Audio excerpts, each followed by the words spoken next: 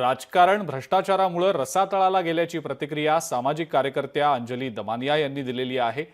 एका भ्रष्ट मंत्र्याच्या जागी आता दुसरा भ्रष्ट मंत्री आलाय अशी टीका सुद्धा अंजली दमानिया यांनी केली आहे।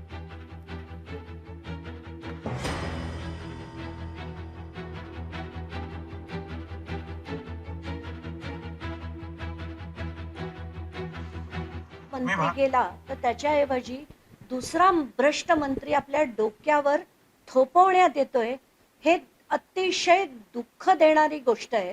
आताच्या घटकेला धनंजय मुंडेंविरोधात लढून ज्यांना आता त्यांचं मंत्रिपद दिलं गेलंय ते छगन भुजबळ, अतिशय म्हणजे त्यांच्या विरुद्ध सुद्धा काही काळ मी लढून जो व्यक्ती 2.5 वर्ष तुरुंगवास भोगून आला त्याला जर मंत्रिपद दिलं असेल तर काय बोलायचं असा प्रश्न पडलाय।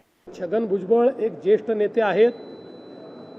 देशातला ओबीसींचा आवाज म्हणून भुजबळ साहेबांकडे पाहिलं जातं आणि म्हणून राष्ट्रवादी काँग्रेस पक्षाने भुजबळ साहेबांना पुन्हा मंत्रिमंडळामध्ये घेण्याचा निर्णय केला।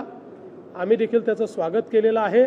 मला असं वाटतं की व्यक्तींबद्दल वेगवेगळ्या लोकांची वेगवेगळी मतं असू शकतात, मला त्या मतांवर काही सांगायचं नाही, पण मला वाटतं की भुजबळ साहेबांसारखा एक ज्येष्ठ मंत्री आणि विशेषतः ओबीसी समाजाचा हितचिंतक हा मंत्रिमंडळात आल्यामुळे त्याचा फायदा होईल। लोकशाही मराठी ऐका, पहा, जागरूक रहा।